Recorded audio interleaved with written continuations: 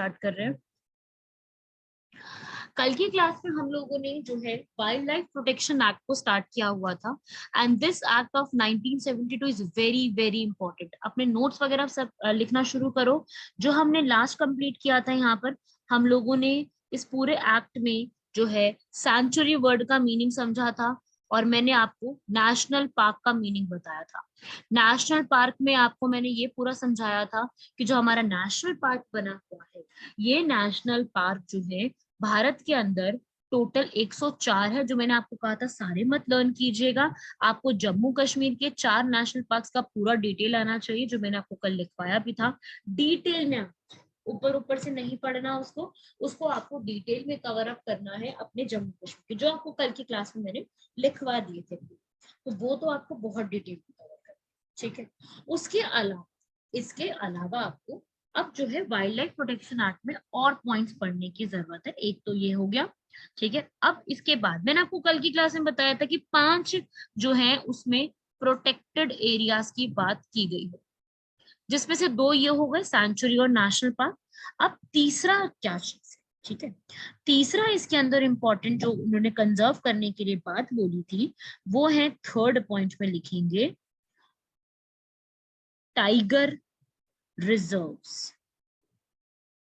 अब आप नाम से समझ रहे हैं टाइगर रिजर्व्स है, तो ये बेसिकली सिर्फ और सिर्फ टाइगर्स की प्रोटेक्शन के लिए बनाए गए, only for the tiger protection. ठीक है, सिर्फ टाइगर्स को प्रोटेक्ट करना है इसलिए ये काम किया गया है। ठीक है, और ये जो एक्ट है अब टाइगर का तो इन्होंने बना दिया और साथ ही साथ टाइगर रिजर्व्स के लिए इन्होंने क्या किया कि हम ऐसे ऐसे टाइगर रिजर्व डिक्लेयर कर देंगे जैसे से टाइगर्स की प्रोटेक्शन की जाएगी, जो कि ठीक है क्योंकि उस समय टाइगर्स बहुत जो है डिग्रेड होते जा रहे थे, टाइगर्स जो है खत्म होते जा रहे थे। तो इस चीज को ठीक करने के लिए कि टाइगर्स की जो यहाँ पर है वो खत्म होते जा रहे हैं, उनको हमें वापस से उतना करना है, तो उसके लिए इन्होंने ये काम किया था। ठीक है, ऐसे ही इन्होंने और क्या बनाए, अब चौथे और क्या थे, कंजर्वेशन रिजर्व्स और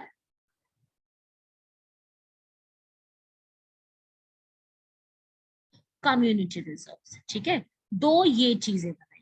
क्या होगा इसमें, कंजर्वेशन रिजर्व का मतलब है, मैं ये लिखवा रही हूँ आपको, उसको लिख लीजिए, इसकी डेफिनेशन एग्जाम में सीधा पूछी जा सकती है। क्या देंगे आपको, डेफिनेशन दे देंगे और बोलेंगे ये क्या है, ये टाइगर रिजर्व्स है, ये कंजर्वेशन है, कम्युनिटी। तो समझ लो डिफरेंस क्या है दोनों में।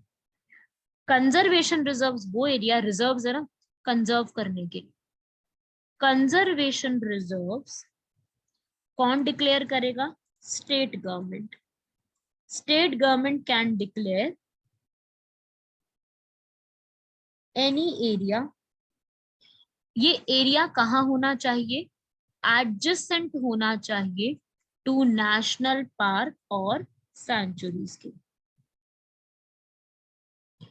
नेशनल पार्क और सैंचुरी के साथ का एरिया चाहिए, मतलब कि अगर कोई नेशनल पार्क बना हुआ है और कोई सैंचुरी बनी हुई है उसी के पास का एरिया होना चाहिए, नेशनल पार्क और सैंचुरी के पास।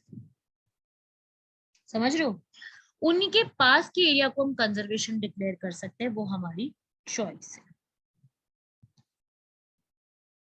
ठीक है ना, तो ये फैक्ट आपको याद रखना है, इट्स वेरी वेरी इंपॉर्टेंट। सीधा सीधा डेफिनेशन पूछेंगे।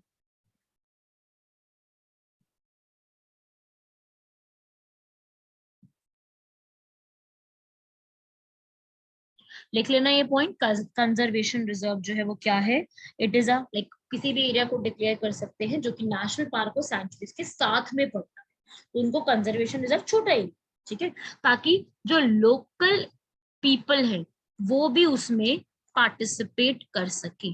ठीक है, ये काम क्यों किया, क्वेश्चन आता है कि ये काम क्यों किया सरकार ने, तो ये काम इसलिए किया ताकि लोकल पीपल भी पार्टिसिपेशन कर सके। समझ रहे हो ना, तो ये है कंजर्वेशन। ऐसे ही एक और पॉइंट इन्होंने बनाया, कम्युनिटी रिजर्व। ये एक कम्युनिटी से पूछ के बनाया जाए, ठीक है, ये भी काम स्टेट गवर्नमेंट ही करेगी, लिख लेना, ये काम भी स्टेट गवर्नमेंट ही कर सकती है। लेकिन किसी भी एक लैंड है, ये एक लैंड है, इस लैंड को मुझे डिक्लेयर करवाना है कि ये कम्युनिटी रिजर्व है। ये तब हो सकता है जब वहां के लोकल पीपल खुद से वॉलेंटियर कर रहे हैं टू कंजर्व वाइल्ड लाइफ। ठीक है, कि भाई वो लोग स्नो लेपर्ड को बचाना चाहते हैं, या वो लोग कोई बफेलो, एलिफेंट को या बटरफ्लाईज को, किसी भी एक स्पीशीज को प्रोटेक्ट करना चाहते हैं, वो एक पर्टिकुलर स्पीशीज के लिए बना दिया जाता है। कंजर्वेशन रिजर्व में लोकल पीपल पार्टिसिपेट करते हैं, लेकिन कम्युनिटी रिजर्व में पीपल जो है वही इनिशिएटिव लेते हैं, वही पहल करते हैं उस रिजर्व को बनाने की। समझ रहे हो ना, ये आपको पूछा जा सकता है।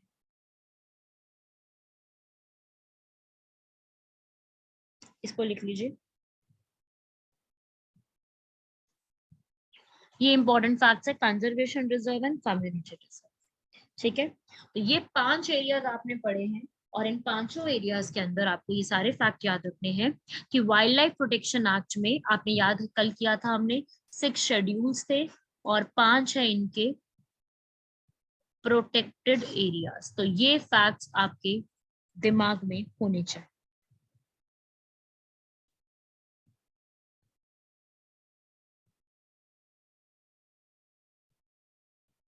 ठीक है भाई, very very important.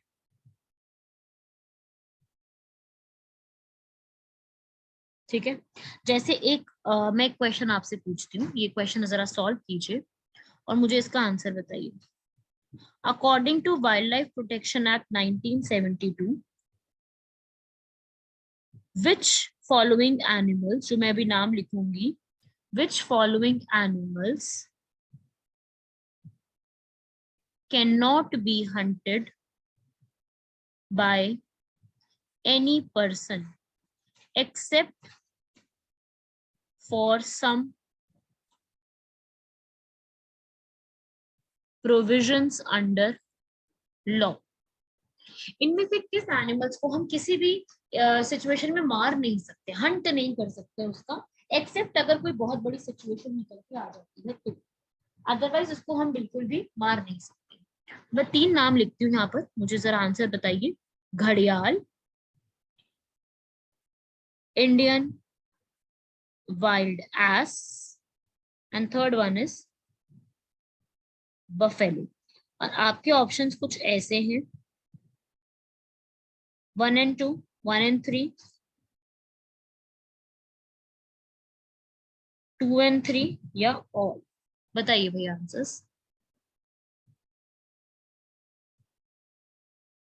Tell your answers, what do you think, क्या इसका आंसर हो सकता है?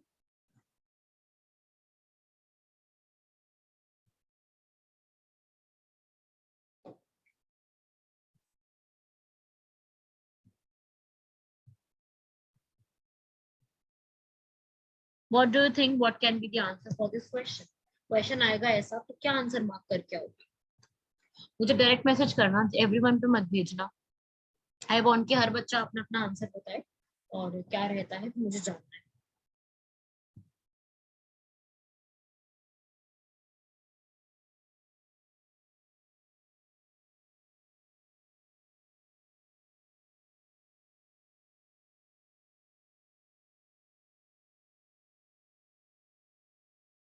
हाँ भाई, सब लोगों का आंसर चाहिए मुझे।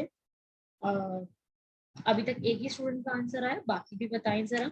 इकरा, नासिर, रजिया, रजिया, सिम्मी, जहीर, जो आपको आंसर लगता है बताइए। व्हाट डू यू थिंक, कि आपको क्या लगता है कि क्या आंसर होना चाहिए?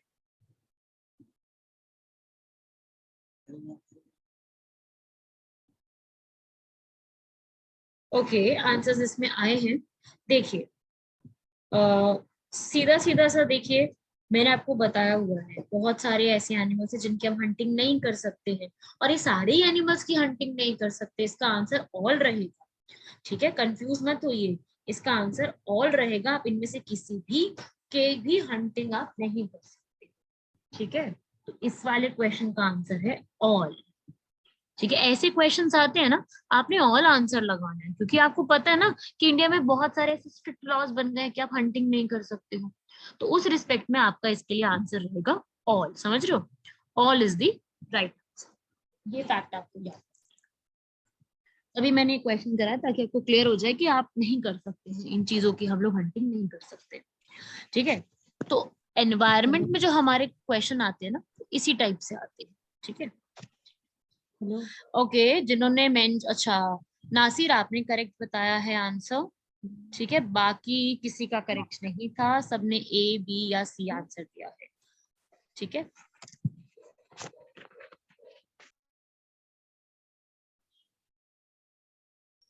Right, moving on next. हम लोगों ने कवर किया क्या चीज, 5 प्रोटेक्टेड एरियाज। आपको आई थिंक अब सैंचुरी और नेशनल पार्क में डिफरेंस क्लियर होगा। अब हम आते हैं टाइगर्स के ऊपर। देखो टाइगर्स आप इसमें देख रहे हो, आप इसमें घड़ियाल वर्ड पढ़ा था, ये बहुत न्यूज में रहते हैं, एग्जाम में इनसे बहुत क्वेश्चन आते हैं। ठीक है, अब टाइगर रिजर्व को भी हमें समझना पड़ेगा कि ये टाइगर क्या चीज है, ये कहाँ से चीज आ गई इसके अंदर। देखो भाई, वाइल्ड लाइफ प्रोटेक्शन एक्ट जो आया था 1972 का, इस वाइल्ड लाइफ प्रोटेक्शन एक्ट 1972 ने बहुत सारी चीजें भारत में बनवाई थी। ठीक है, इसने जब जब इसका अमेंड किया तब तब इसमें कुछ ना कुछ नई चीज इन्होंने ऐड करवाई इसके। ठीक है, अब इन्होंने क्या चीज बनवाई, क्या नई चीज ऐड करवाई, हमें ये भी पढ़ना पड़ेगा कि इन्होंने क्या नई नई चीजें ऐड करवाई। देखो भाई, सबसे पहली चीज तो इस एक्ट के थ्रू, बाय दिस एक्ट एक पहली बॉडी बनाई गई, नाम लिखेंगे सब लोग, national board for wild life. देखो ऐसे क्वेश्चन डायरेक्टली पूछे जाते हैं, ये बॉडी कब कॉन्स्टिट्यूट की गई, सीधा क्वेश्चन आएगा, when did this body was constituted, national board for wild life. ठीक है, तो ये बनाई थी इस एक्ट के तहत किसने, नेशनल लिखा है ना, तो सेंट्रल गवर्नमेंट ने बनाई होगी, ऑब्वियसली सी बात है, सेंट्रल गवर्नमेंट ने।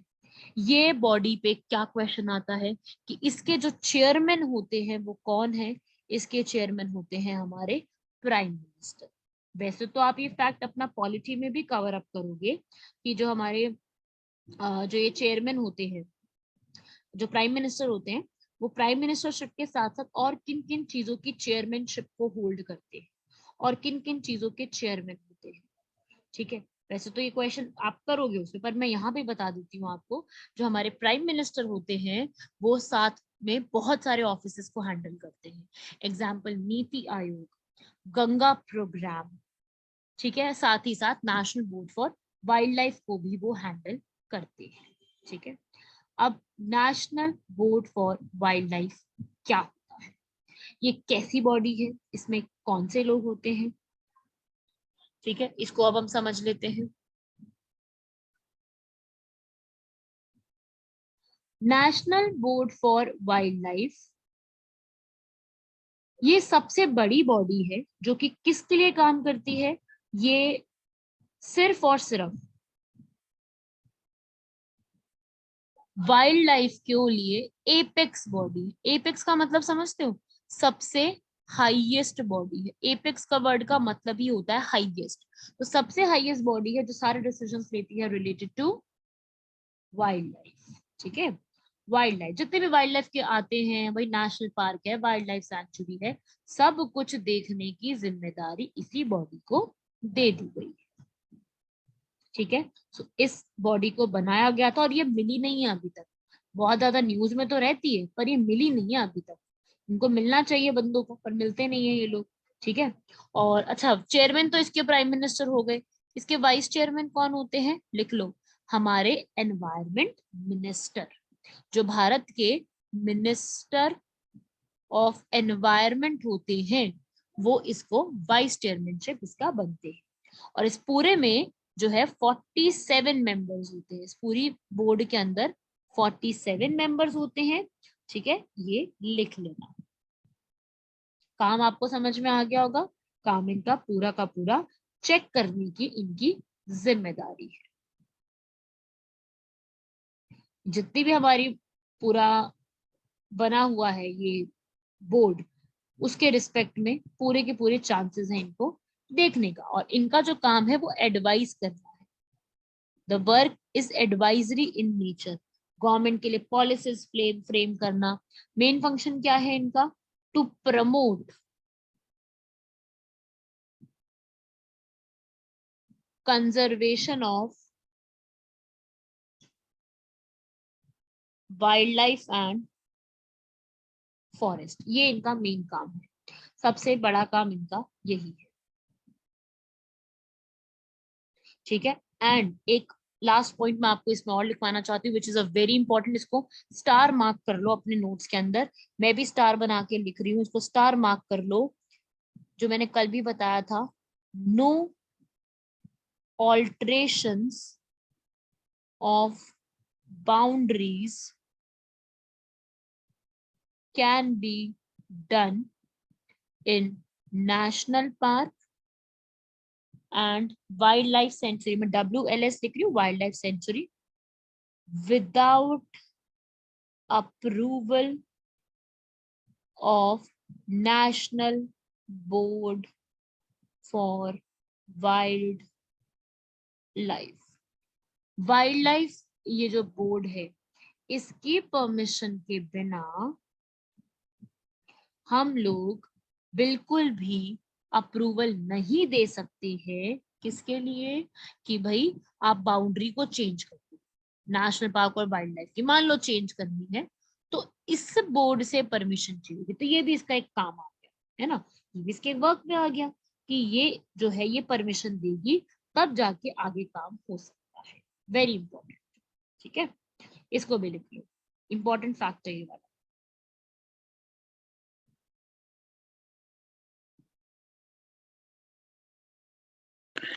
Ma'am without approval of national board for wild life, जिसको हम पढ़ रहे हैं ना, नेशनल बोर्ड को, इसके अप्रूवल के बिना आप किसी भी जो भी नेशनल पार्क या वाइल्ड लाइफ बना उसमें चेंजेस नहीं ला सकते। अगर चेंजेस लाने हैं तो पहले यहाँ पर जो है वो लेटर मांगा जाएगा, यहाँ से परमिशन ली जाएगी, तब जाके आप किसी भी चीज में चेंज कर सकते हो, अगर आपको बाउंड्री वगैरह में चेंज करना है। ठीक है, तो ये आपको इसमें याद रखना है। क्वेश्चन कहाँ से आता है? क्वेश्चन आता है कि ये बॉडी, आ भी चुका है, यूपीएससी पूछ चुकी है इस पे सवाल, कि ये बॉडी कॉन्स्टिट्यूट की गई थी under wild life protection act 1972। तो बिल्कुल ठीक बात है। ठीक है, अगर आपने आज की क्लास और कल की क्लास बहुत ध्यान से कर ली, तो आई एम टेलिंग यू आपके एनवायरनमेंट के बहुत सारे डाउट्स क्लियर हो जाएंगे। आप चाहे यूपीएससी की अपनी टेस्ट सीरीज उठा लो या प्रीवियस ईयर उठा लो, आप बहुत अच्छे से क्वेश्चन सॉल्व कर पाओगे अगर आपने इस एक्ट को समझा, क्योंकि ये एक्ट पूरे एनवायरनमेंट का बेस है, ये भारत के भी एनवायरनमेंट का बेस है। इस एक्ट के तहत पूरे एनवायरनमेंट इंडिया में काम करता है, तो हमें इसको समझना बहुत जरूरी है, और ये लेंथी बहुत, क्योंकि हम इसको अच्छे से समझेंगे। तो आपने कल की और आज की क्लास अगर इन केस मिस करी है, कल की कोई क्लास या आज की कुछ मिस कर दोगे, या कुछ भी हो सकता है, कोई नेटवर्क इशू आ गया है, कुछ भी, रिकॉर्डेड वीडियो जरूर सुनना। मैं फोकस दूंगी कि कल की और आज की क्लास बिल्कुल मिस मत करना, क्योंकि अगर आप चाहते हो कि मेरा एनवायरनमेंट में अच्छा पकड़ बन जाए, मैं चाहता हूँ कि मेरे अच्छा स्कोर आ जाए एनवायरनमेंट में, और मैं क्वेश्चन सॉल्व कर पाऊँ, करंट अफेयर कर पाऊँ, तो वो इसके बिना पॉसिबल नहीं। कि बार बार ये टर्म्स लिखी होंगी और आपको पता ही नहीं होगा है क्या चीज, तो याद कैसे रखो? याद भी तो रखना है ना, तो याद रखना बड़ा मुश्किल हो जाएगा। ध्यान से क्लास को सुन लोगे, आई एम टेलिंग यू, आपको कोई दिक्कत नहीं आएगी एनवायरनमेंट सॉल्व करने। ठीक है, तो ये एक यहाँ पर बोर्ड था। अब एक सवाल और, क्या इससे पहले कोई बोर्ड नहीं था भारत के अंदर? मतलब 1972 में एक्ट आया, तो उससे पहले भारत कैसे चलता था फिर एनवायरनमेंट के ऊपर? क्या हमने कभी एनवायरनमेंट पे ध्यान ही नहीं दिया? इतने भी हम लोग ऐसे थे कि हमने कुछ ध्यान ही नहीं दिया? तो ऐसा भी नहीं, इतना भी जो है पुअर हालात नहीं थे। इससे पहले एक बॉडी थी अलग से, जिसका नाम है Indian board for wildlife. ये Indian board for wildlife 1952 में बनाई गई थी। इस बॉडी को रिप्लेस किया था, इस बॉडी को हटा करके ये नेशनल बोर्ड वाली आई थी। ठीक है, ये बॉडी एक्चुअल थी पहली 1952 में, इसको किया रिप्लेस और ये वाली बॉडी आ गई जो फाइनली सबसे बड़ी बॉडी। ठीक है, तो ये भी याद रखना, मे बी ऐसा भी कुछ ऑप्शन में दे सकते हैं, ठीक है। तो this is how you have to learn this thing, पहली चीज। और जैसे ये नेशनल बोर्ड है ना, मैं इसको शॉर्ट में लिख रही हूँ, national board for wild life, NWBL, ऐसे ही सेम स्टेट लेवल पे भी काम होता है, state board for wildlife, ये स्टेट लेवल पे भी काम करता है। और मुझे बताओ स्टेट लेवल पे इसके चेयरमैन कौन होने चाहिए? CM. बिल्कुल सही, CM होने चाहिए। जैसे वहां पे आपने पढ़ा PM होंगे, ऐसे ही यहाँ पे कौन होने चाहिए? CM होने चाहिए। दैट इज वेरी सिंपल, है ना। और इसके जो वाइस चेयरमैन है वो होते हैं minister of environment of state, state environment, और इनका भी यही काम होता है, सेम इसी तरीके से ये अपना काम करते हैं, ठीक है। स्टेट लेवल पे संभालने की जिम्मेदारी इनकी होती है। तो this is how you have to learn this factors, ठीक है। तो पहला बोर्ड आपने समझा national board for wildlife, आपने अभी तक 6 शेड्यूल पढ़े हैं, 5 प्रोटेक्टेड एरियाज पढ़े हैं, फिर आपने बॉडी पढ़ी है जो national board for wild life. अब एक और बॉडी है वेरी वेरी इंपॉर्टेंट, उसके बिना आपका एनवायरनमेंट कंप्लीट नहीं होगा। लिखेंगे कौन सी बॉडी है? सेकंड बॉडी आप पढ़ रहे हो, नेशनल टाइगर कंजर्वेशन अथॉरिटी, बहुत ज्यादा न्यूज में रहती है, करंट अफेयर में भी इंपॉर्टेंट है और एनवायरमेंट, NTC। आप समझो NTC क्या चीज है, कब बनाई गई और इसका क्या मोटिव है। देखो ये बाद में बनाई गई थी, ये 2005 में बनाई गई थी, ठीक है। लेकिन लेकिन टाइगर रिजर्व उसी टाइम बना दिए गए थे, अभी पता है ना, टाइगर रिजर्व वो पहले ही बना दिए। टाइगर रिजर्व किसके अंडर आते हैं? Project tiger.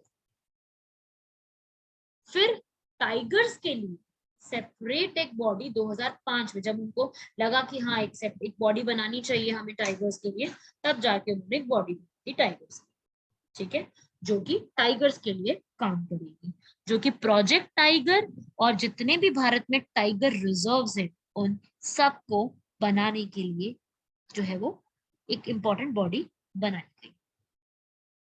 क्योंकि भारत में आपको पता है कि टाइगर रिजर्व्स बहुत कम होते जा रहे थे, टाइगर्स की डेथ होती जा रही थी, तो बहुत ज्यादा इसको बढ़ाने के लिए ये स्टेप लिया।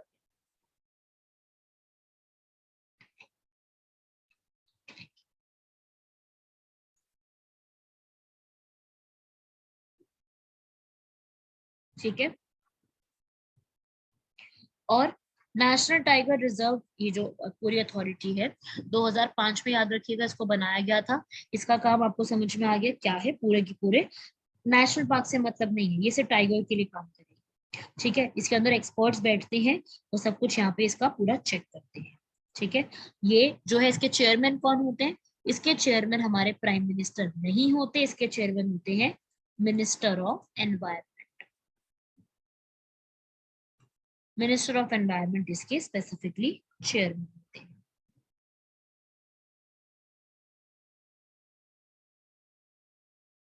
ठीक है भाई, ये वेरी इंपॉर्टेंट फैक्ट। अब बात आती है कि नेशनल टाइगर कंजर्वेशन अथॉरिटी में जो हमारे अ, बनाई गई है चीजें, इसमें ये प्रोजेक्ट टाइगर क्या चीज है? प्रोजेक्ट टाइगर एक टाइगर्स को कंजर्व करने के लिए बहुत बड़ा प्रोजेक्ट इंडिया में चलाया गया था, जो कि 1973 में चलाया जाता है। 1973 में हमारी प्राइम मिनिस्टर कौन थी? हमारी प्राइम मिनिस्टर थी मिसेस इंदिरा गांधी। उनके कहने पर जो है ये प्रोजेक्ट टाइगर जैसी चीज चलाई जाती है, ताकि प्रोजेक्ट्स को कंजर्व किया जा सके, प्रोजेक्ट की पॉपुलेशन को कम ना होने दिया जाए, ठीक है। और एक चीज मैं आपको बता दूं, इंपॉर्टेंट चीज, टाइगर्स की भारत के अंदर मूवमेंट के लिए, मैं आपको टाइगर्स के बारे में सब बता दूं, ठीक है, सब कुछ टाइगर्स के बारे में लिख रहे हैं। टाइगर्स की मूवमेंट को ट्रैक करने के लिए कि भाई टाइगर्स का इधर से उधर किस तरीके से, उनका मॉनिटर करने के लिए सर्विलेंस, सर्विलेंस समझते हो, निगरानी रखना, देख रेख रखना, वो ट्रैक करने के लिए एक सिस्टम स्टार्ट किया गया है। ये एक सॉफ्टवेयर बेस्ड सिस्टम है। क्या नाम है सिस्टम का? M stripes. M stripes. Full form क्या है इस एम स्ट्राइप्स की? लिखो।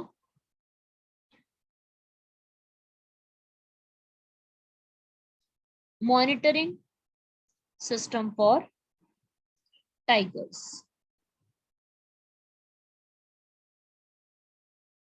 ठीक है, आगे भी है इसका protection and ecological software.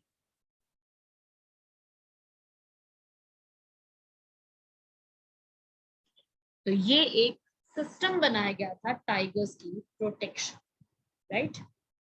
Very important.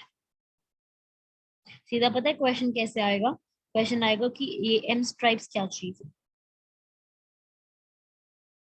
सीधा पूछेंगे एम स्ट्राइप्स क्या है, फिर आगे ऑप्शन दे देंगे एलिफेंट के लिए, क्योंकि इसमें ई भी आ रहा है, इसमें टी भी आ रहा है, तो हो सकता है एलिफेंट्स के लिए, हो सकता है टाइगर के लिए, है ना, ऐसा लगेगा ना? तो उसी रिस्पेक्ट में ये आपका क्वेश्चन है।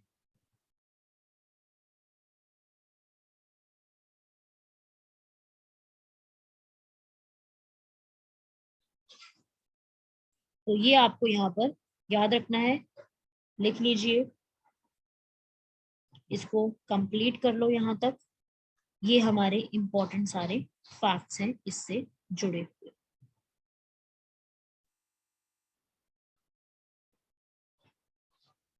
लिख लो ये सारे।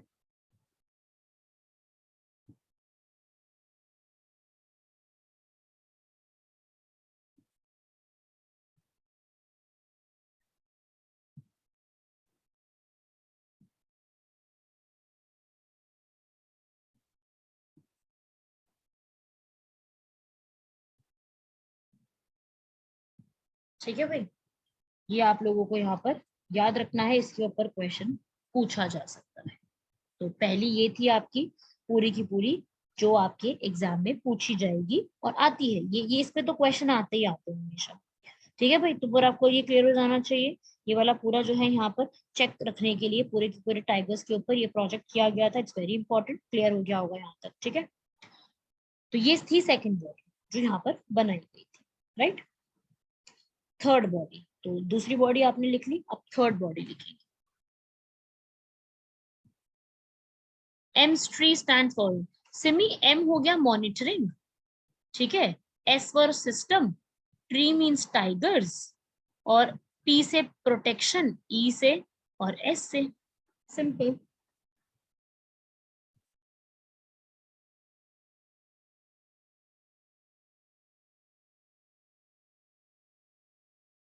ठीक है, चलो आई से, देखो ट्राई ही है पूरा, ट्राई ही है ये, आई से इंटेंसिव होता है वैसे, इंटेंसिव भी लिख सकते हो, अदरवाइज इसको टाइगर्स की फॉर्म में ही जाना। सेकंड, यहाँ पर दो बॉडीज आपने कर ली, national board for wildlife और एक टाइगर को कंजर्व करने के लिए।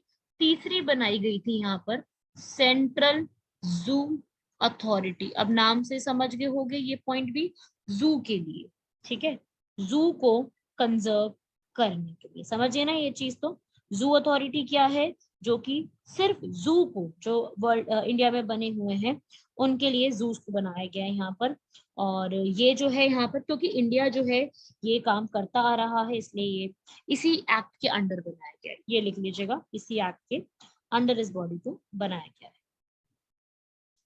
अभी जो सेंट्रल जू अथॉरिटी, इसका काम वाम क्या होता है, और ये अभी रिसेंटली न्यूज में भी चल रही थी।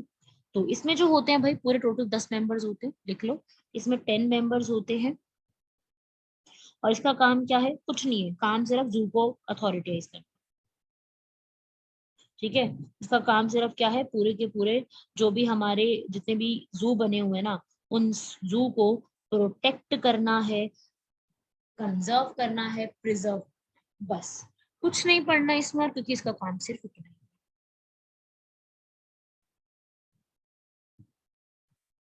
सिंपल। ठीक है, फिर इसके बाद नेक्स्ट आता है यहाँ पर फोर्थ बॉडी। सेंट्रल जू के बारे में मैं पूरा नहीं कहूंगी आपको पढ़ने के लिए, just have to note down ये सारी चीजें, मेन ये चीज। फिर इसके बाद नेक्स्ट बॉडी इसमें बनाई गई थी, लिखेंगे WCCB। कौन सी है? Wild life crime control bureau.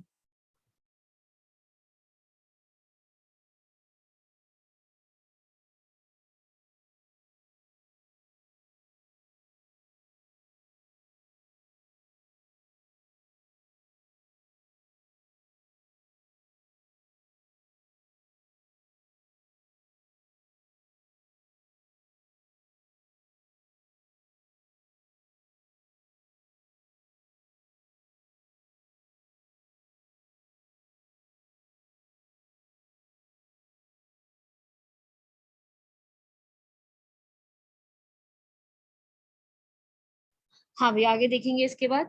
ये जो है wild life crime control bureau, ये क्या करा गया है, ये जैसे कि आपको दिख रहा है क्राइम, ये क्राइम जो वाइल्ड लाइफ के ऊपर क्राइम होता है ना, इनका वो काम करने का है। ठीक है, इनका अपना एक क्राइम का डेटा बैंक होता है, जिसमें इनके पास सारी इंफॉर्मेशन आती है जो भी वाइल्ड लाइफ से रिलेटेड। जैसे लोग होते हैं ना कि जो एनिमल्स होते हैं उनको गलत तरीके से उनका इस्तेमाल करते हैं, कुछ गलत तरीके से उसमें जो है कुछ भी करने की कोशिश करते हैं उनको। ठीक है, तो ये सारा जो काम होता है ना, ये गलत तरीके से जो काम करते हैं ना, उससे प्रिवेंट करने के लिए चीज है। ठीक है, तो वो जो काम है ना यहाँ पे, वो यहाँ पे रोकने के लिए ये काम किया गया। तो क्राइम का जो है यहाँ पर, ये इसका मीनिंग है यहाँ पर, क्राइम के फॉर्म में इनको रोकने के लिए, क्योंकि आपको पता है ना कि इस तरीके के काम बहुत ज्यादा किए जाते हैं। इसके हेडक्वार्टर्स जो है वो दिल्ली के अंदर बने हुए हैं।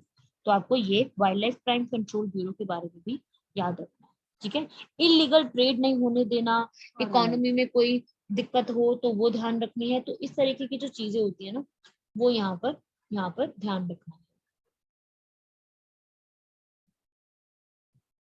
चलो नेक्स्ट देखेंगे, इनका ये काम होता है जितने भी मार्केट के अंदर, इंटरनेशनल लेवल मार्केट में कोई भी ट्रेड रेट पे गड़बड़ चल रही है, तो वो वाला काम देखने की जिम्मेदारी होती है। ठीक है, तो ये वाली बॉडीज थी जो मैंने आपको सारी लिखवाई हैं। ठीक है,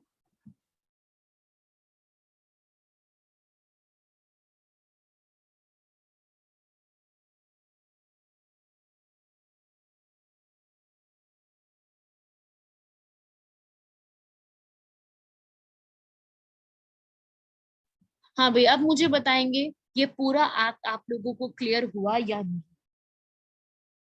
रिस्पॉन्ड करेंगे सब लोग कि ये पूरा एक्ट आपके दिमाग में एग्जैक्टली क्लियर हुआ कि इसमें किस बारे में बात की गई है, इसमें किस किस चीजों के बारे में बात की गई है।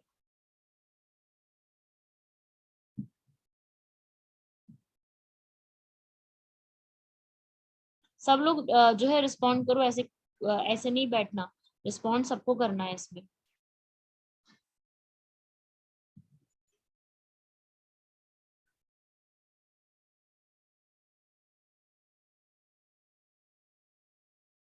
यस, WPA 72 सबको क्लियर हो गया, ठीक है। ओके, सो ये था हमारा वाइल्ड लाइफ प्रोटेक्शन एक्ट पूरा, जिसमें हमने सारी चीजें डिटेल में डिस्कस की हैं। And it's very very important to पूरा का पूरा इसको कंप्लीट करना। ठीक है, इसको आप अपना कंप्लीट कर लीजिएगा, इंपॉर्टेंट चीजें इनसे जो पूछी जा सकती हैं। अब इसके बाद नेक्स्ट जो है वो क्या पूछा जाता है, वाइल्ड लाइफ प्रोटेक्शन एक्ट में तो यही सब पढ़ना है, इसमें एक्स्ट्रा आपको और नहीं जानना। लेकिन इस एक्ट के बाद जो चीजें चेंज हुई हैं वो आपसे पूछी जा सकती हैं। इस एक्ट के बाद और क्या क्या पॉइंट्स ऐड हुए हैं, ये पूरा एक्ट तो हमने कर लिया, एक्ट में और कुछ नहीं आपको जानना, एक्ट में आपको और कुछ नहीं पढ़ना, ये पूरे इंडिया में एप्लीकेबल है। ऐसा नहीं कि इंडिया के किसी पार्ट में एप्लीकेबल नहीं, it is applicable to all the parts of India. Okay, चलिए अब इसमें आगे बढ़ते हैं।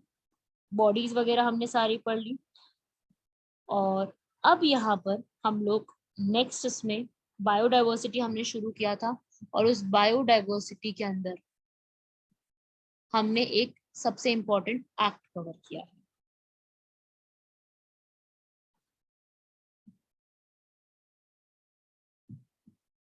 अब इसमें आगे लिखेंगे, मतलब इसमें आगे नोट्स बनाएंगे अपने।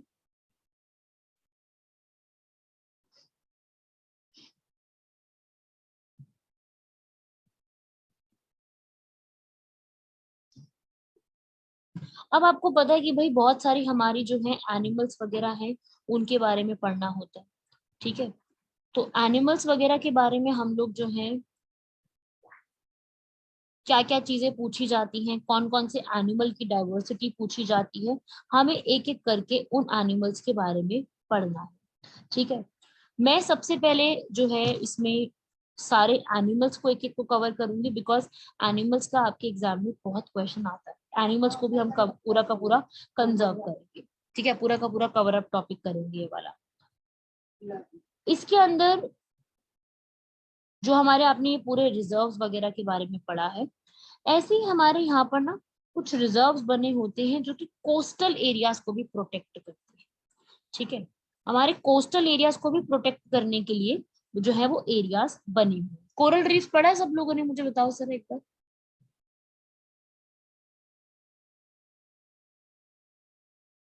कोरल रीफ्स आप लोगों ने कवर अप किया है ना? तो जो कोरल रीफ्स का टॉपिक है ना, वो भी इसी के अंदर आता है, ठीक है।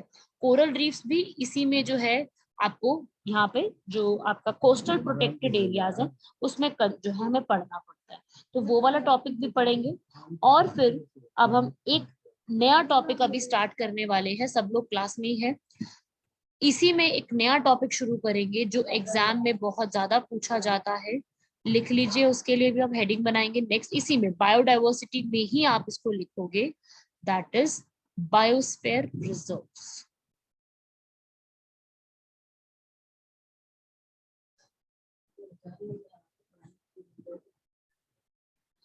अब क्या है कि जितने जितने ये एरियाज आप पढ़ रहे हो, सारी चीजें कर रहे हो, इन सब चीजों को आपने पढ़ा, नेशनल पार्क बनाए हैं, वाइल्ड लाइफ सेंचुरी बनाए हैं, ऐसे ये तो इंडिया ने बनाया है ना, लेकिन ग्लोबल लेवल पर, वर्ल्ड लेवल पर एक बहुत बड़ा इनिशिएटिव लिया गया था जिसे हम कहते हैं, प्रोजेक्ट का नाम है यहाँ पर, ये लिखा है यहाँ पर, यहाँ पढ़ेंगे, मैन एंड बायोस्फीयर प्रोग्राम। इसको लिखो, इसके आपके केएस के पिछले वाले जो भी एग्जाम हुआ था उसमें भी इससे क्वेश्चन पुट अप किया गया था, ठीक है।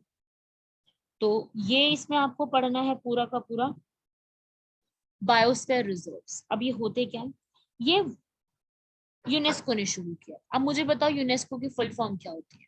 पहले तो ये बताओ, what is the full form for UNESCO? Anyone from you who wants to tell और हु नोज?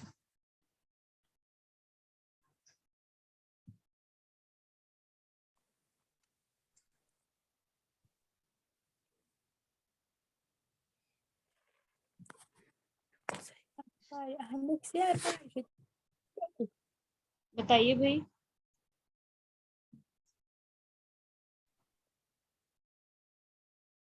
No idea? लिख लो जिनको नहीं पता, United Nation Educational Scientific and Cultural Organization, ठीक है। तो ये है हमारा पूरा बायोस्फीयर, ये जो यूनेस्को है इन्होंने स्टार्ट किया था, क्या प्रोग्राम का नाम है? मैब प्रोग्राम, मतलब कि मैन एंड बायोस्फीयर प्रोग्राम, जो कि इन्होंने स्टार्ट किया था 1971, ठीक है। और उसी के तहत, इस प्रोग्राम के तहत एक नया कॉन्सेप्ट निकाला गया जिसका नाम है मैन एंड बायोस्फीयर प्रोग्राम, ठीक है। मैन एंड बायोस्फीयर प्रोग्राम एक बहुत बड़े लेवल का इनिशिएटिव था, जिसमें हम लोग क्या करेंगे, हम लोग जितने भी हमारे बायोस्फीयर के एरियाज पढ़ते हैं उन सबको कंजर्व करने की कोशिश की, ठीक है। और इसमें करेंगे क्या, इसके अंदर हम लोग जो है बायोस्फीयर रिजर्व्स बनाएंगे ताकि उन एरियाज को प्रोटेक्ट किया जा सके। क्या होते हैं बायोस्फीयर रिजर्व्स? ये अनडिस्टर्ब्ड एरिया जहाँ पे आप बिल्कुल डिस्टर्बेंस नहीं करोगे, नेचुरल एरिया है जिसमें सिर्फ वहाँ के एनिमल्स, वहाँ के प्लांट्स, वहाँ के माइक्रो ऑर्गेनिज्म को प्रिजर्व करके रखा जाएगा, जिसमें कोई ह्यूमन इंटरफेरेंस होगी ही नहीं, ह्यूमन इंटरफेरेंस अलाउड नहीं होगी, ठीक है। और ये वर्ल्ड लेवल पे रिकॉग्नाइज होगी, ऐसा नहीं कि सिर्फ इंडिया का है तो सिर्फ इंडिया में रिकॉग्नाइज्ड है, वर्ल्ड लेवल पे रिकॉग्नाइज्ड एरियाज होने वाले हैं, उन्हें हम कहते हैं बायोस्फीयर रिजर्व्स, ठीक है। जिनका काम क्या है, जिनका काम है, जो ये मतलब ऐसे समझ लो आप इसको, सीधी सी एक फॉर्म में आप इसको समझ सकते हो कि एक बहुत बड़ा एरिया है बायोस्फीयर रिजर्व, ठीक है। जैसे आप मान लो ऐसे, नोट्स में बना लेना अपने ऐसे, ये एरिया है बायोस्फीयर रिजर्व, इसमें इस एरिया में क्या पड़ता है, एक नेशनल पार्क, यहाँ पे भी बना हुआ है एक नेशनल पार्क, और यहाँ पे बनी हुई है कोई वाइल्ड लाइफ सेंचुरी। मतलब बायोस्फीयर रिजर्व एक बहुत बड़ा एरिया है जिसके अंदर national park, wild life sanctuary, 2 से ज्यादा नेशनल पार्क, सब कुछ आ सकता है, ठीक है। तो ये यहाँ पर बायोस्फीयर रिजर्व बनाया जाता है, जिसका काम क्या होता है, जिसका वर्क होता है, लिख लीजिए, इस बायोस्फीयर रिजर्व का स्पेशल वर्क होता है टू प्रिजर्व, क्या प्रिजर्व करके रखना है हमें, हमें रखना है टू प्रिजर्व ट्रेडिशनल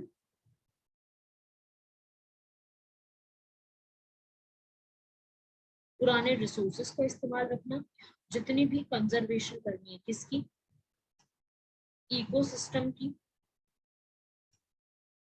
जितने भी लैंडस्केप बने हुए हैं, जितनी भी स्पीशीज है, सबको कंजर्व करके, ठीक है। उस रिस्पेक्ट में आपको ये याद रखना है कि ये इसमें किया गया था। और डायरेक्टली किसको बेनिफिट करेंगे, क्वेश्चन आता है कि biosphere reserve directly benefits, directly ये बेनिफिट करने वाले हैं किसको, लोकल पीपल को, जो वहां के लोकल पीपल है, जो डिपेंड करते हैं प्लांट्स एनिमल्स के ऊपर, उनको। और इनडायरेक्टली ये बेनिफिट करेंगे पूरे वर्ल्ड की कंपनी, क्योंकि हम लोग भी तो, चाहे हमारे घर के आसपास मान लो कोई नेशनल पार्क नहीं है, पर हमारा जो खाना आता है, हमारे जो एनिमल्स हैं, उन्हीं की वजह से तो पूरा इकोसिस्टम चल रहा है, तो इनडायरेक्टली तो ये पूरे वर्ल्ड को बेनिफिट पहुंचा रहे हैं, ठीक है। तो उस रिस्पेक्ट में एक तो ये चीज आपको याद रखनी है।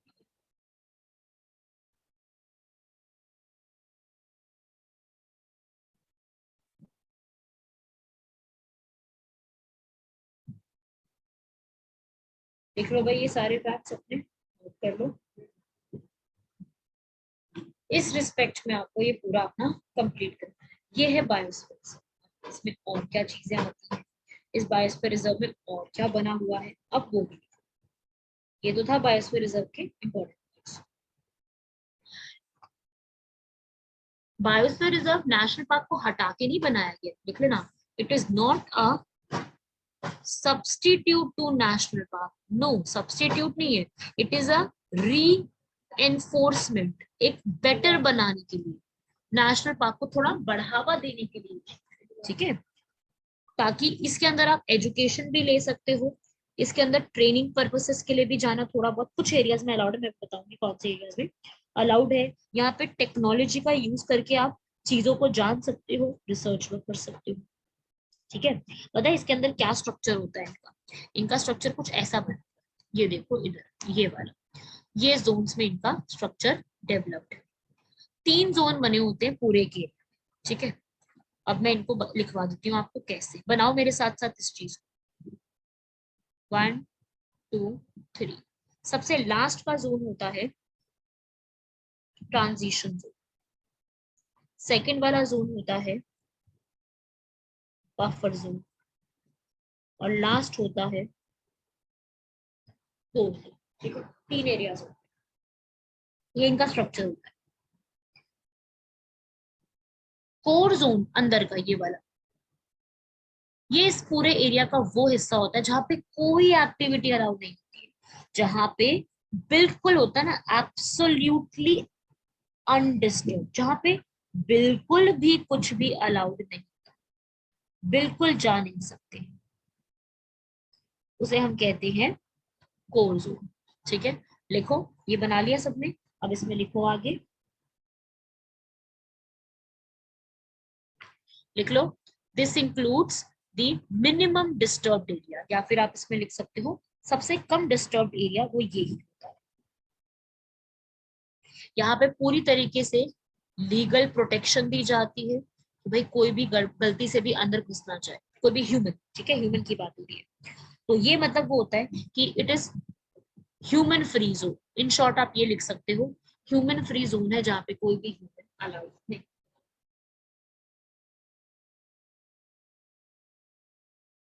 ठीक है, तो ये आपको याद रखना, स्ट्रिक्ट एरिया। सेकंड आता है बफर जोन, जहाँ पे टूरिस्ट अलाउड होते हैं, if you want to go there, कुछ एरियाज में अलाउड होती है, मतलब लिमिटेड होती है।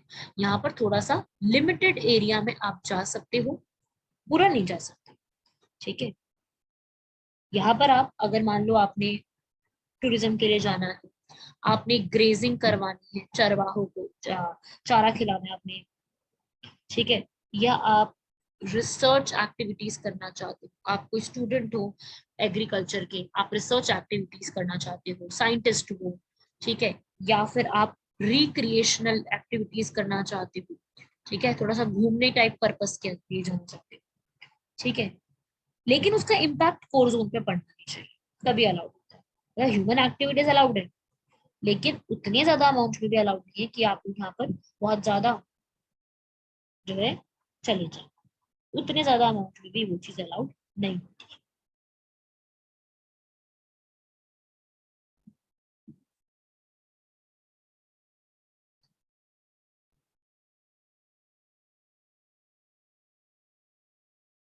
ठीक है भाई, तो ये है बफर्स, इसमें क्या क्या एक्टिविटीज होती है ये आप लिख लीजिए कि इसमें क्या क्या activities allowed.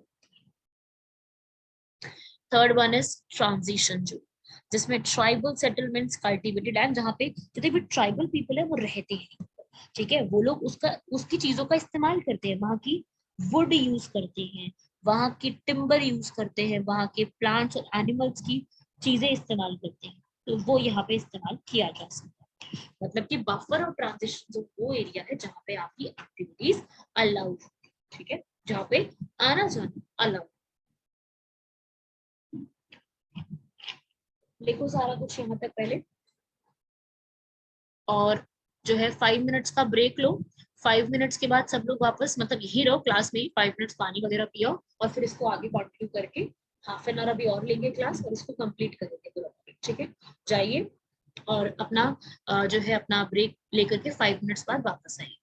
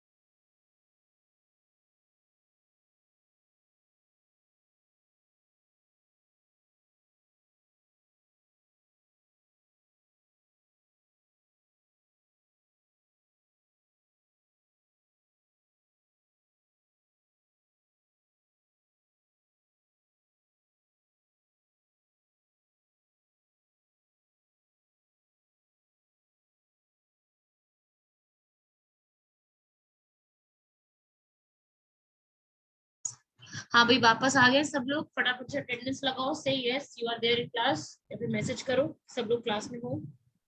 Yes ma'am. Okay, बाकी भी बताएं जरा।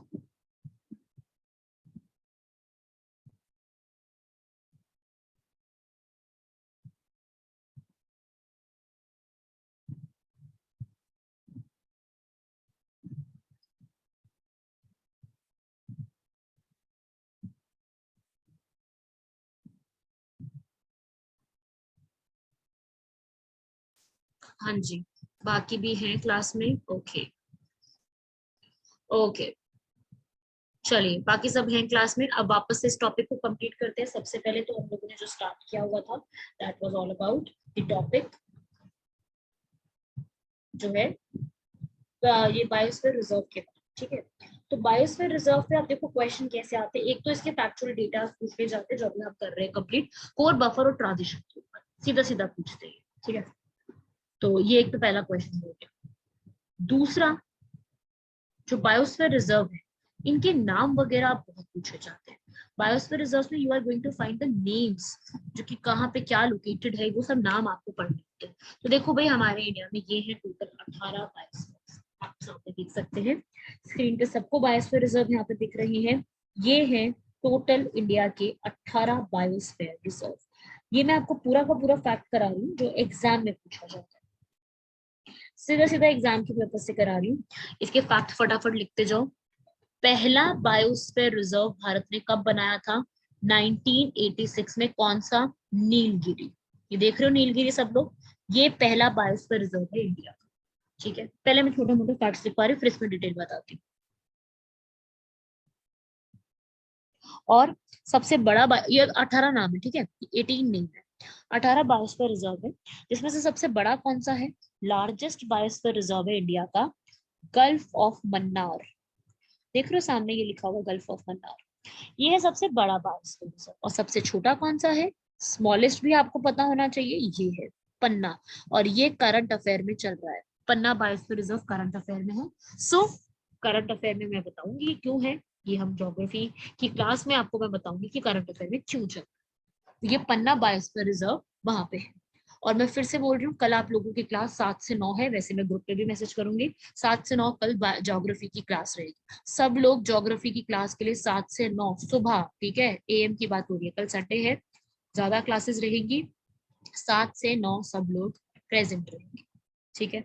याद रखना, कोई भी मुझे नहीं चाहिए कि कोई आधे आए हैं आधे नहीं आए हैं, पढ़ना है सबने तो सुबह उठ जाओ और आ जाना क्लास में सब, ठीक है, पढ़ने के लिए। चलो भाई, ये फैक्ट लिखे, लार्जेस्ट स्मॉलेस्ट कौन सा है? पन्ना। सबसे पहला था नीलगिरी। अब आपने क्या करना है, अब आपने इनमें से जो हमारी टाइगर रिजर्व्स हैं, सॉरी बायोस्फीयर रिजर्व्स हैं, इनके बारे में पढ़ना है कि बायोस्फीयर रिजर्व में यहाँ पे क्या खास बात है, मतलब ऐसा क्या है जो इनको बनाया गया। 18 ही है, इससे ज्यादा तो है नहीं, तो इनके बारे में आपको पढ़ना है। तो बायोस्फीयर रिजर्व पहले तो आपने समझनी होते क्या है, जो डेवलपमेंट करवाने के लिए किए जाते हैं, इनकी इंपॉर्टेंस है, प्रोटेक्टेड होते हैं, यहाँ पर सारे एनिमल्स प्लांट्स को इकट्ठा कंजर्व करके रखा जाता है, ये इनकी मेन हेडिंग होती है। लेकिन बायोस्फीयर रिजर्व जो है, इनका ऐसा क्या खास बात है, या इनमें ऐसा क्या अलग से है, कौन सी स्टेट में बने हैं? तो पहला हम नीलगिरी से ही शुरू करेंगे, पहला हम नीलगिरी देखेंगे। नीलगिरी बायोस्फीयर रिजर्व भाई लिख लो, ये 3 स्टेट्स को कवर करता है, ये केरला, तमिलनाडु और कर्नाटका। ये एक स्टेट में नहीं, ये 3 स्टेट्स को कवर करता है। और इसके अंदर ये क्वेश्चन आ चुका है, यूपीएससी पूछ चुकी है, इसके अंदर जो है कौन कौन से नेशनल पार्क है ये पूछा जाता है, ठीक है। कौन कौन से नेशनल पार्क है ये पूछा जाता है, कौन सा है इसके अंदर, इसके कर्नाटका की तरफ से इसके अंदर आता है, नाम लिख लीजिए, Nagarhole national park. Nagarhole national park इस कर्नाटका का नीलगिरी में आता है, ठीक है। और बांदीपुर, ठीक है, ये दोनों नेशनल पार्क इसी के हैं। तमिलनाडु की तरफ से मुदुमलाई, ठीक है, और केरला की तरफ से साइलेंट वैली नेशनल पार्क। तो 5 नाम लिखनी है आपने, ये पांचों नेशनल पार्क किसके हिस्से में आते हैं? All these 5 national park comes under Nilgiri. ठीक है, लिख लो ये चीजें, ये सारे के सारे नीलगिरी में आते हैं।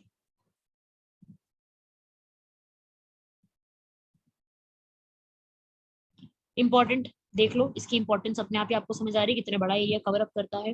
पहला था इसलिए ज्यादा इंपॉर्टेंट है। ठीक है भाई। नीलगिरी बायोस्फीयर रिजर्व जो है पहला था इसलिए इंपॉर्टेंट हो जाता है। दूसरा, ये पड़ता कहाँ है? आप लोग मैप में देखो ये पड़ता कहाँ है? प्लीज से अगेन मीन्स ओके, दोबारा नाम लिख देती हूँ। देखो भाई, कर्नाटका का नागरहोल, NAGAR नागरहोल HOL। फिर है बांदीपुर, BANDI बांदीपुर PUR।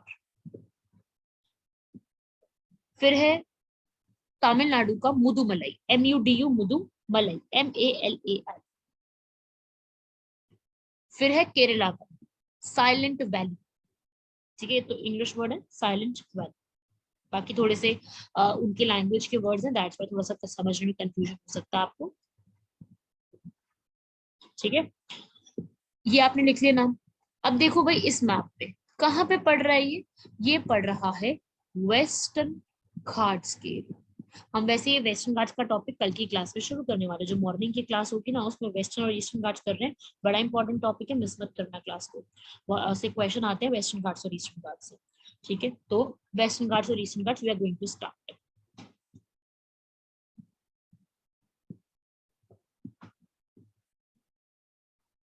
ठीक है, तो उसको हम करेंगे कवर। तो ये वेस्टर्न घाट्स में लोकेटेड है, इसको लिख लो, it is located in western Ghats.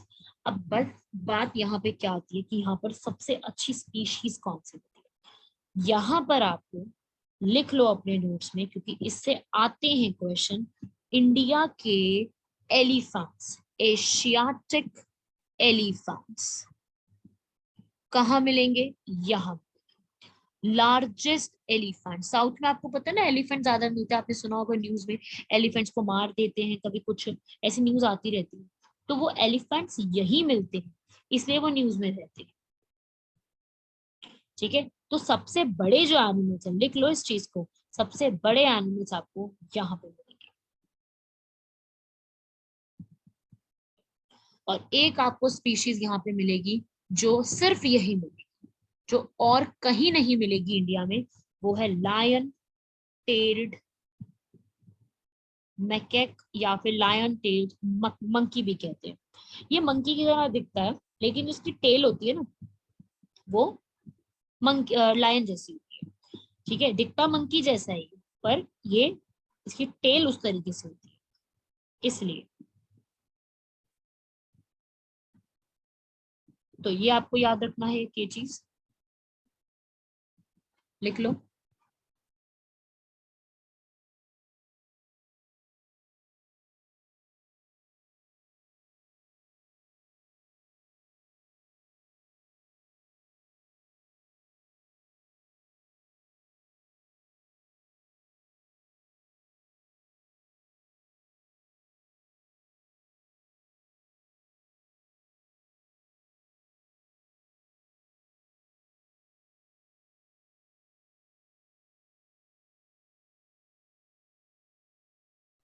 ठीक है भाई, ये था हमारा नीलगिरी के बारे में सारे इंपॉर्टेंट फैक्ट्स जो पूछे जाते हैं। मैम ये लार्जेस्ट सुंदरबन है जहीर, या आपकी वॉइस मुझे क्लियर नहीं आ रही, रुक जाओ जरा।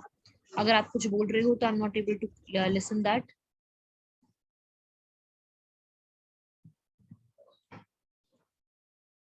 There might be some issue from my end. यहाँ पे मुझे आप टाइप करके बता दीजिए, मुझे वॉइस क्लियर नहीं आ रही आपकी।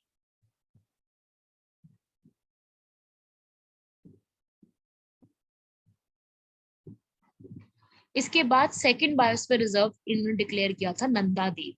ठीक है, सेकंड लिखेंगे आप लोग, नंदा देवी 1988। इसको पढ़ना भी जरूरी है क्योंकि ये भी एग्जाम में पूछा जाता है। नंदा देवी बायोस्फीयर रिजर्व के अंडर जो है 2 नेशनल पार्क। ठीक है, बना लो इसको अपने नोट्स में ऐसे करके। इस तरफ है नंदा देवी नेशनल पार्क और नीचे की तरफ बना हुआ है पूरा valley of flowers national park, और ये पूरा उत्तराखंड में आता है। इस पूरे को नंदा देवी नेशनल पार्क कहते हैं। ठीक है, ये चीज देखो।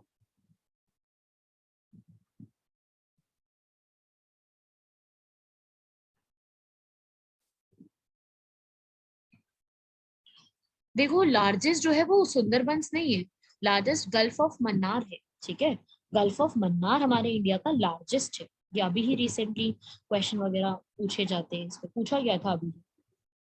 गल्फ ऑफ मन्नार जो है वो हमारा लार्जेस्ट है।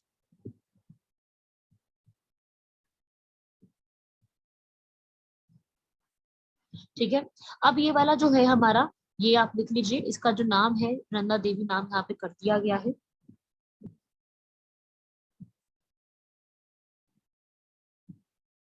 उत्तराखंड में। ठीक है, अब यहाँ पर जो है खास बात ये है कि भाई यहाँ पे ऐसा क्या मिलता है जो इम्पोर्टेंट यहाँ पे हो जाएगा।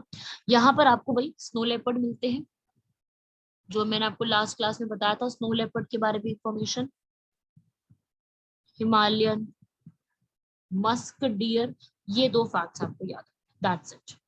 बाकी इसी के अंदर आती है नंदा देवी पीक। जानते हो ना नंदा देवी, नाम वाम सुना होगा। नंदा देवी पीक यहीं पे लोकेटेड है, ये आपके लिए इम्पोर्टेंट है। ठीक है, नंदा देवी पीक भी आप याद रखें।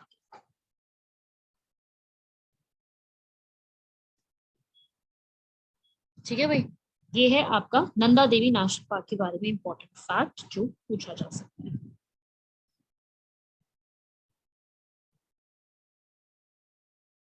फिर हम तीसरा शुरू करेंगे जो कि इम्पोर्टेंट है और लार्जेस्ट है, जिसको आपने अभी पढ़ा है, gulf of Mannar. Gulf of Mannar की लोकेशन देखी थे ना, तमिलनाडु के पास है। ये गल्फ ऑफ मन्नार है जो कि काफी ज्यादा जो है न्यूज में रहता है हमेशा। अच्छा, अभी ये न्यूज में था, मैंने आपको कुछ टाइम पहले ही बताया था। ठीक है, ये अभी ही न्यूज में था। गल्फ ऑफ मन्नार क्यों था न्यूज में? क्योंकि यहाँ पर पहली बार इंडिया की फर्स्ट डगंग कंजर्वेशन रिजर्व खोला गया है, वर्ल्ड का पहला पहला कंजर्वेशन रिजर्व वर्ल्ड का, डगंग को बचाने का। What is डगंग? डगंग यहाँ पे होते हैं, डगंग इज सी काउस। पिक्चर एक बार इसकी जरूर गूगल कीजिएगा। ये काउ जो है ऐसी है जो सी के अंदर रहती है, तो उस हिसाब से सी काउज होते हैं जो पानी के अंदर रहते हैं। उनको बचाने के लिए एक रिजर्व खोला गया है। कंजर्वेशन रिजर्व समझ गए ना, अभी बताया था थोड़ी देर पहले। किसके लिए? डगंग के लिए। कहाँ पर? Gulf of Mannar. ये करंट अफेयर है। ठीक है, यहाँ पे खोला गया, ये करंट अफेयर है।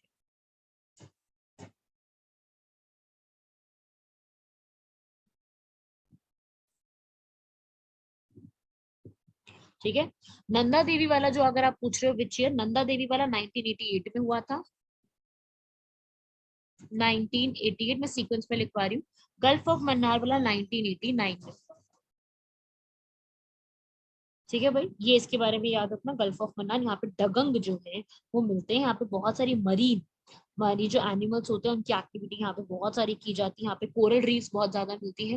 मैंने आपको कोरल रीफ्स के टॉपिक में ही बताया था कि आपको यहाँ पर कोरल रीफ्स बहुत मिलेंगे। यहाँ पर आपको सी टर्टल्स बहुत मिलेंगी, आपको शार्क्स, यहाँ पे डॉल्फिन्स यहाँ पर बहुत ज्यादा मिलेंगी। लिख लो, ये सब चीजें आपको मिलेंगी। और आपको मिलेंगे सी क्यूकम्बर। क्यूकम्बर क्या होता है? दैट इज अ खीरा, है ना। तो सी में ऐसा नहीं कि सी में खीरा मिलता है, खीरे के शेप जैसा, मतलब क्यूकम्बर की शेप जैसा एक ऑर्गेनिज्म है जो पानी में मिलता है। ठीक है, गूगल करना इन दोनों एनिमल्स को, काऊ को भी और इसको भी, आपको रियलाइज हो जाएगा कि यहाँ पर जो है आपको क्या मिलते हैं। ठीक है,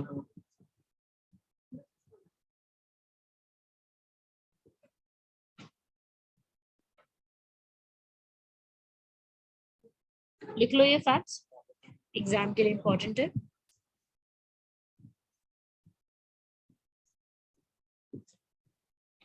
तो ये है आपका गल्फ ऑफ मन्नार।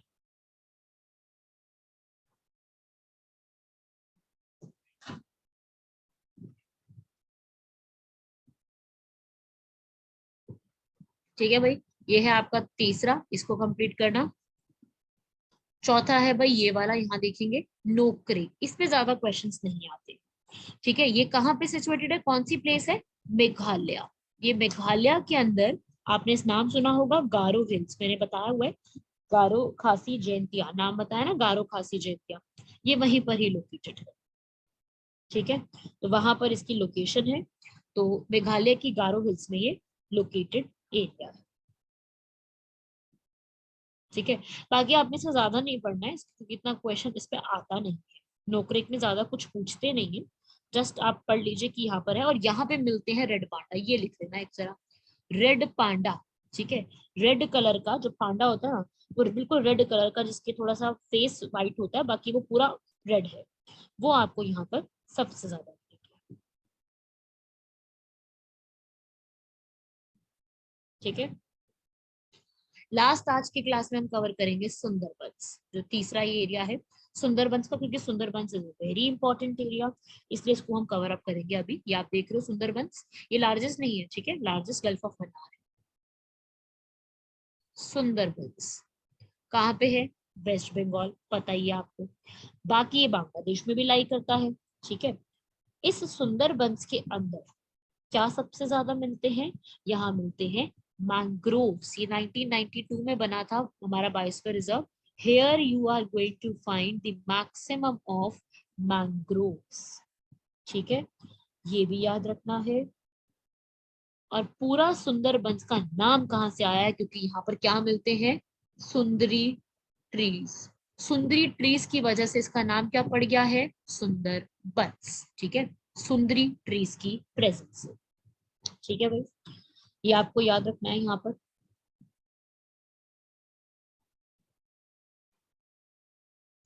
किसकी वजह से बनता है ये डेल्टा, ये एरिया बनता है by two rivers, Ganga and Brahmaputra.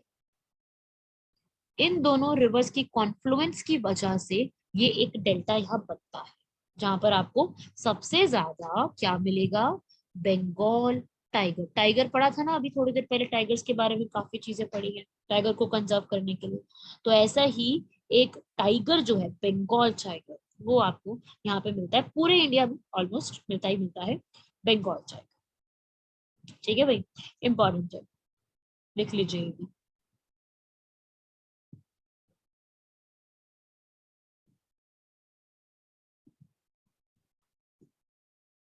ठीक है, मैडम बंगाल टाइगर के अलावा यहाँ पर और क्या चीजें मिलती हैं, बंगाल टाइगर के अलावा यहाँ पर फिशिंग कैट, जंगल कैट, जो भी, अगर कोई आप में से कुछ बोल रहा है तो आप एक बार टेक्स्ट कर दीजिए, क्योंकि मेरे हिसाब से कोई स्पीकर में मेरे प्रॉब्लम चल रही है, मुझे वॉइस ना किसी की क्लियर नहीं आ पा रही है। तो आप जो भी कुछ है आप टेक्स्ट करके बता दीजिए, कुछ भी आपने डाउट पूछना है तो।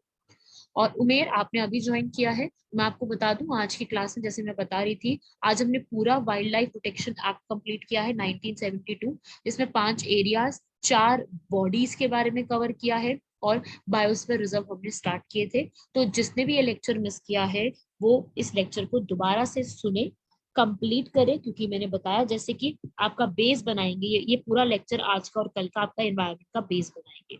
आपको एनवायरनमेंट के क्वेश्चन सॉल्व करने में सबसे ज्यादा मदद आपको आज और कल के लेक्चर की वजह से मिलेगी, और आगे की क्लास में आपको समझ में।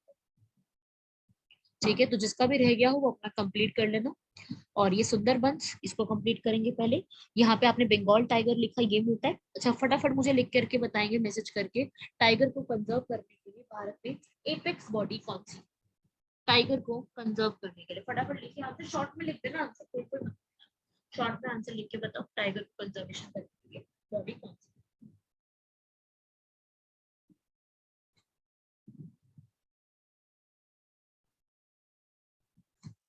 और फटाफट आंसर कीजिए, नासिर एकदम करेक्ट आंसर है।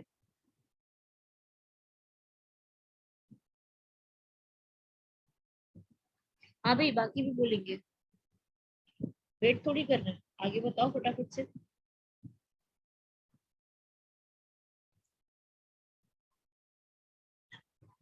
Yes, correct answer.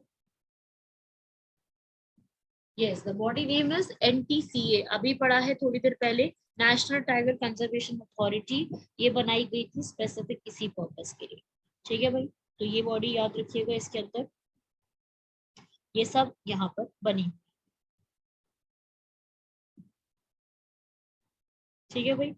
अब धीरे धीरे जो ये पूरी बॉडीज है, ये जितने भी सुंदरबन बना हुआ है, ये बहुत धीरे धीरे ना डिप्लीट होता जा रहा है। क्लाइमेट चेंज की वजह से यहाँ पे प्रॉब्लम आनी शुरू हो रही है, तो ये भी एक इसका कारण है। इस पे क्वेश्चन आने के चांसेस इसलिए भी बढ़ जाते हैं क्योंकि सुंदरबन जो एरिया है वो अब क्लाइमेट की वजह से थोड़ा सा डिप्लीट होता जा रहा है। ठीक है, तो थोड़ा सा ये भी आपको याद रखना है, इसके बारे में कुछ फैक्ट बन सकता है एग्जाम में, क्योंकि ये एरिया थोड़ा सा डिप्लीट होता जा रहा है। ठीक है, और ये एरिया जो पूरा है, ये काफी एक इम्पोर्टेंट बर्ड एरिया भी काउंट करते हैं, लिख लो, it is also a important bird area.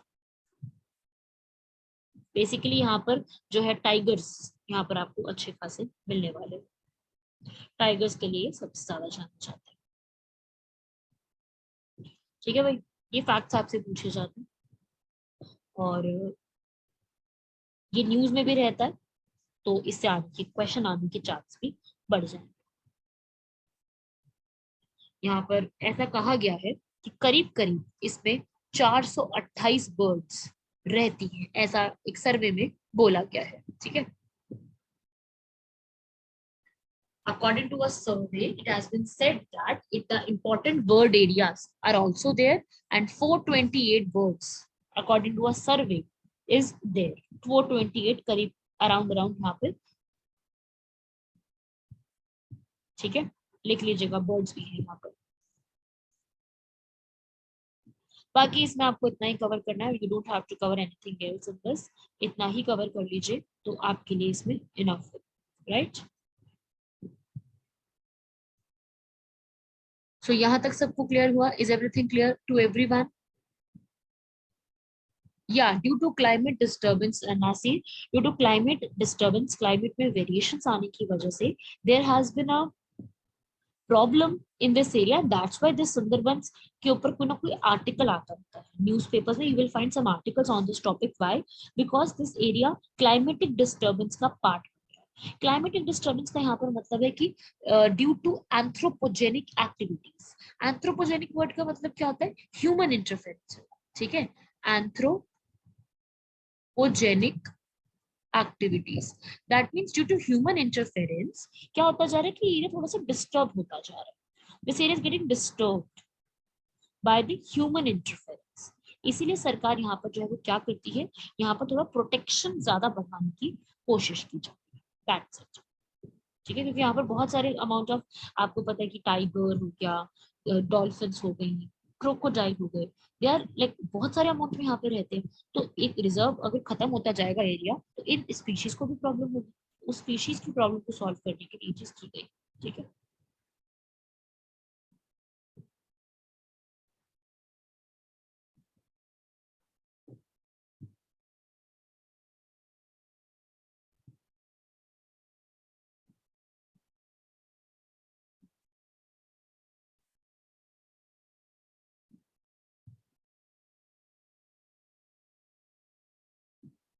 ठीक है भाई, आज की क्लास में इतना करेंगे कवर इस टॉपिक पे। ठीक है, अभी हमारे जितने भी बाकी एरियाज रहते हैं, इन बाकी एरियाज को भी अभी हम कंप्लीट करेंगे कल की क्लास में।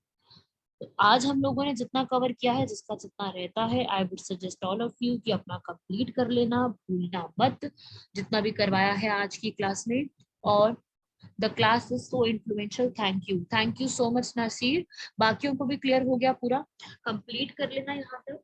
And I will send some questions also, उनको भी अटेम्प्ट कीजिएगा। बाकी मैंने कल मॉर्निंग की आपको क्लास का बता दिया। आई वांट एवरीवन, जितने भी आज क्लास में हैं, सब कल मॉर्निंग की क्लास में भी होने चाहिए। किसी का भी ये नहीं होना चाहिए कि सो रहे थे या वैसा। सब ज्योग्राफी की क्लास में मॉर्निंग में आएंगे। 7 o'clock मैं स्टार्ट कर दूंगी क्लास। 7 o'clock से 9 o'clock हम लोग पूरा कंप्लीट करेंगे। नासिर, प्रॉब्लम ये है 8 o'clock में सुबह कि इसके बाद आपकी नेक्स्ट क्लास में है, एंड आई वांट कि कल मैं पूरा 2 घंटे ज्योग्राफी करवाऊं। ठीक है, बीच में ब्रेक ले लेंगे 10 मिनट्स का, और उसके बाद आपकी नेक्स्ट क्लास हिस्ट्री की शुरू हो जाएगी। तो आई वांट कि 7 to 9 हो जाए, उसके बाद 9 to 10 आपकी दूसरी क्लास शुरू हो जाए हिस्ट्री। ठीक है, थोड़ा सा ये आप कोशिश कीजिए कि जल्दी आप, कल तो वैसे भी संडे है, अगर आप वर्किंग भी हो तब भी आप अटेंड कर सकते हो। अब तो आपकी डेली क्लासेस रहेंगी ही, 7 o'clock या 8 o'clock रहेंगी आपकी classes. So all of you kindly cooperate and सब लोग अवेलेबल रहेंगे। ठीक है, सब लोग कोशिश कीजिए अवेलेबल रहेंगे। क्योंकि आप ही का सिलेबस है, आप ही ने कवर करना है। आप चाहते हैं अच्छे से करना कवर, तो आप लोग क्लास में आइए, लाइव क्लासेस अटेंड कीजिए, ठीक है। कोई यहाँ तक कोई डाउट, किसी को कुछ पूछना है तो बताइए। ज्योग्राफी हम कल मॉर्निंग में 2 आवर्स कंप्लीट करेंगे, जिसमें आप आगे के टॉपिक्स करेंगे, ठीक है। चलिए, ओके देन, क्लास ओवर करते हैं यहाँ पर। Bye everyone, good night, meet you all in the morning tomorrow at 7 AM sharp.